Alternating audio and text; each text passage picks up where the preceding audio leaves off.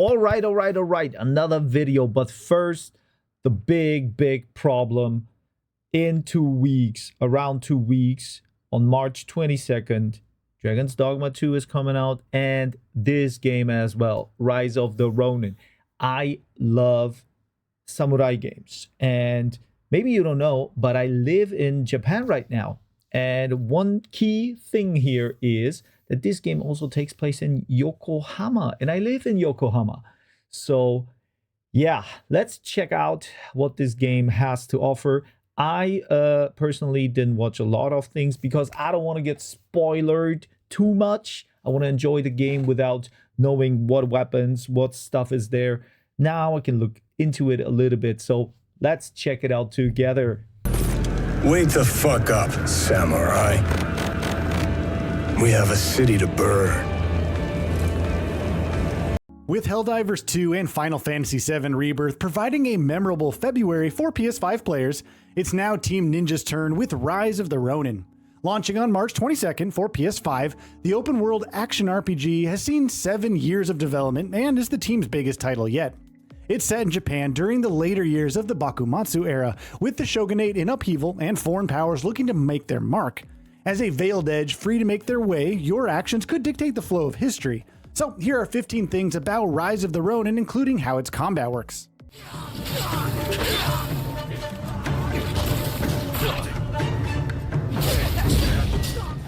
To be honest, I see it kind of maybe a second time. Not this video, but in general gameplay footage of it. And now I notice it is a little bit quick. It is a little bit, I would say, almost unpolished. It has this Dynasty Warriors. Was it Dynasty Warriors? Vibe. So I don't know yet. Like Ghost of Tsushima was great. And let's hope this game does the same. Major cities and areas. Players will explore 3 major cities, Yokohama, Kyoto, and Edo, which would become Tokyo.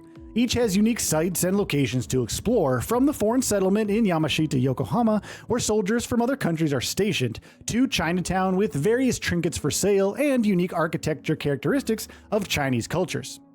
Kyoto. For Yokohama, just you know, Yokohama has a lot of stone buildings or brick buildings that is very uncommon for Japan. And you can still see some of them. And there's like one very famous one here in the harbor area, the red brick house. It's really cool. And I want to explore the old Yokohama to see if I can see some spots that I know from now. Edo has the Gosho district, where the Emperor's palace resides, and you can even venture to the Shinsegumi's training ground. Edo is the base of the shogunate, with the Kojimachi district full of samurai that protect the castle.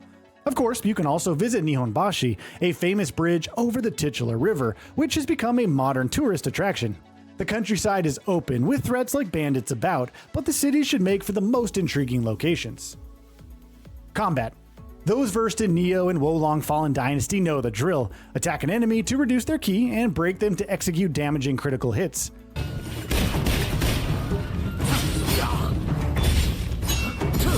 You can dodge with circle and block with L1, but keep an eye on your own ki. Once it depletes, you can attack or even sprint, making you just as vulnerable to attacks. I didn't have any problems with Neo, fighting-wise.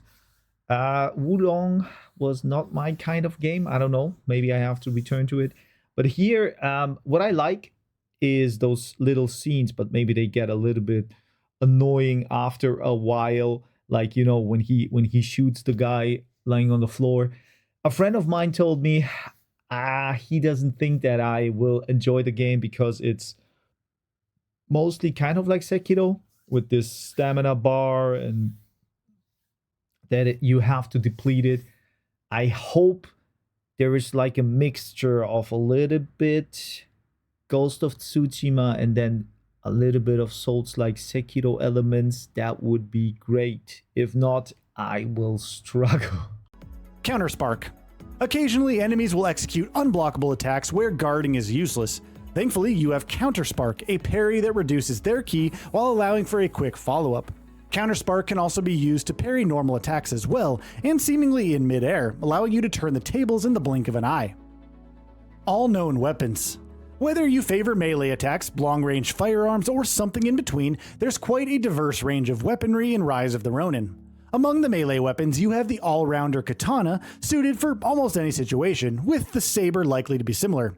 Heavy weapons like the odachi and greatsword, long-range choices like the spear and naginata, and quicker weapons like the dual blades and oxtail sword. You also get the bayonet, which can strike like a spear and fire from mid-range. Ranged weapons include a bow, perfect for quiet kills, shurikens, flamethrowers, muskets, and revolvers. I hope that there is a kind of like a play style that you can choose. Like in Ghost of Tsushima, yes, I'm comparing the game a lot to it because it was a great game.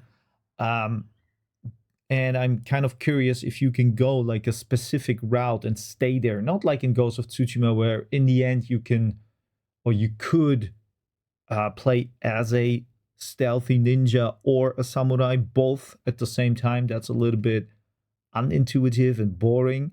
So let's hope they make like a direction you can only go in one direction, and that's all. Interestingly, you can fire ranged weapons from your Avikula, the glider-like device, and rain down death on enemies. Combat styles. Combat styles provide techniques associated with certain weapon types.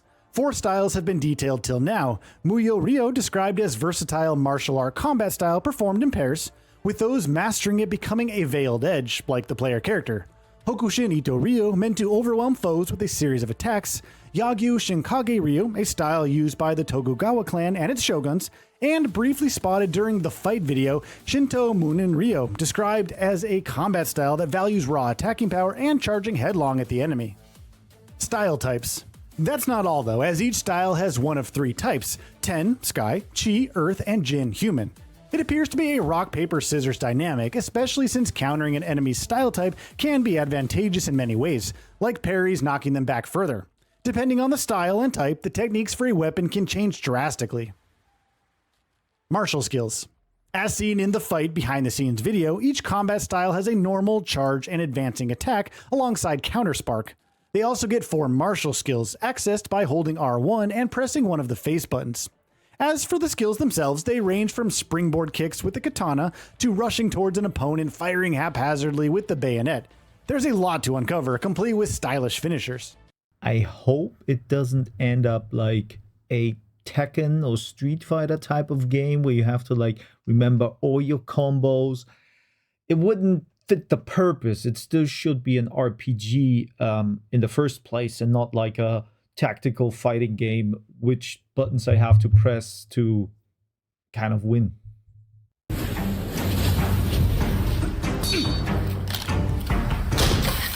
Grappling Hook. You also have the Grappling Hook, a wild card good for more than just exploration. It can grapple explosive barrels and toss them at enemies to wipe out a crowd or propel the player towards them for attacks. You can also use it for stealth kills, grappling enemies from high ground and breaking their necks. Based on gameplay footage, it's also possible to whip enemies from afar with the Grappling Hook, grapple them towards you, toss them like ragdolls, and so much more.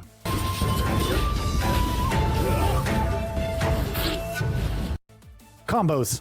It wouldn't be a Team Ninja title without combos, and Rise of the Ronin thankfully delivers. You use a revolver to open up your opponent from afar and then close in with katana strikes. Fire with a musket to briefly stun a foe, pull them forward with the Grappling Hook, and then stab them with a spear before planting them in the ground. The combat vignette trailer more or less confirms switching style on the fly and performing actions like grappling towards an enemy from midair to continue a combo.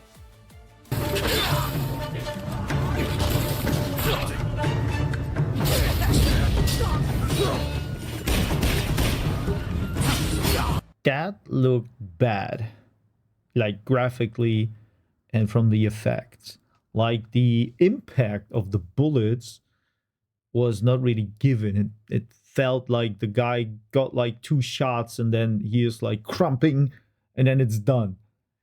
I hope in the end version there's a little bit more crunch to it, so you can really feel that you kind of hit something and something responds accordingly to it, physically accordingly. Character creator. If you enjoyed creating your character in Wolong Fallen Dynasty or Neo 2, good news, Rise of the Ronin is confirmed to have one. You can adjust the face, hair, voice, body shape, etc. How extensive it is compared to the developer's previous titles remains to be seen, but if it's anything similar, then expect a wealth of options. 4-player co-op, no PvP. Featured in Neo 1 and 2 and Wolong Fallen Dynasty, online co-op is also available in Rise of the Ronin, with up to 4 players capable of venturing into main story missions.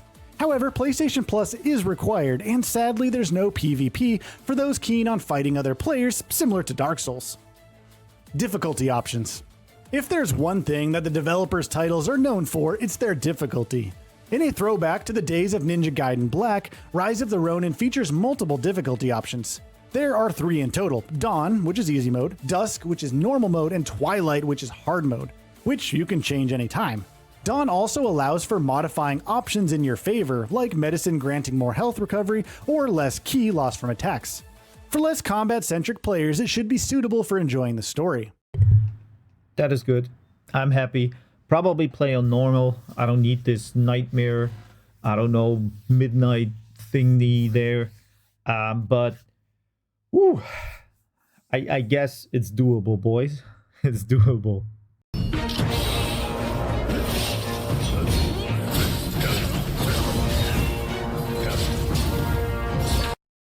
Bond system and benefits. The Bakumatsu era features opposing factions and historical figures with their own agendas.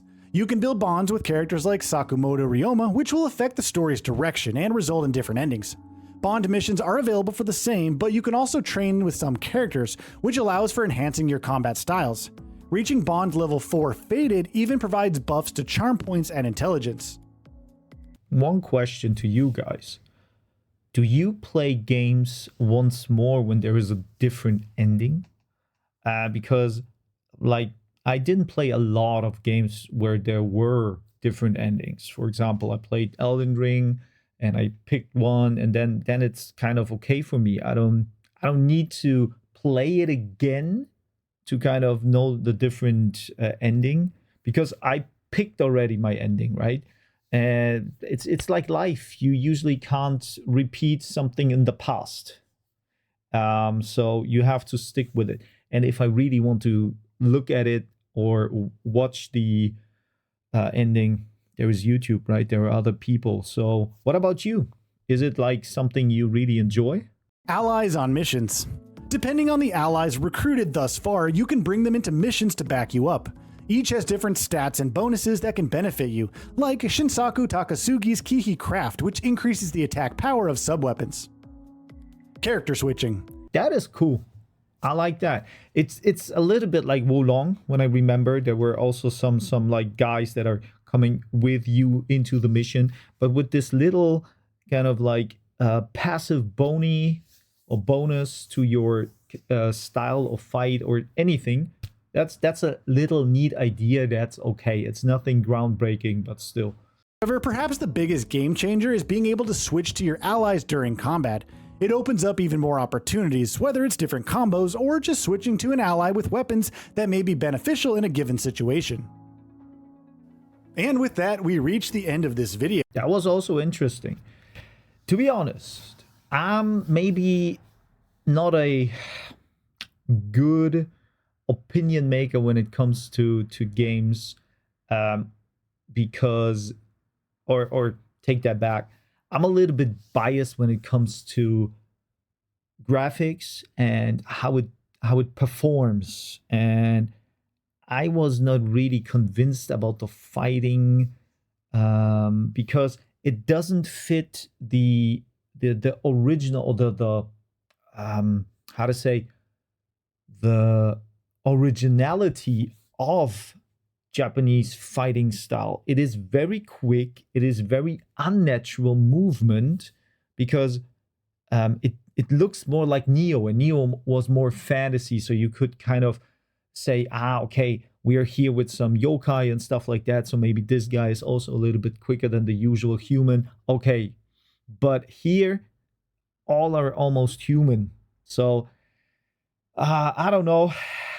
I like, after this video, I'm slightly more towards Dragon's Dogma, trying it out first. But as a samurai lover, probably it will be this one first. But what about you? Do you enjoy the game? Do you want to play it? Let me know. And I see you in the next one. Peace out.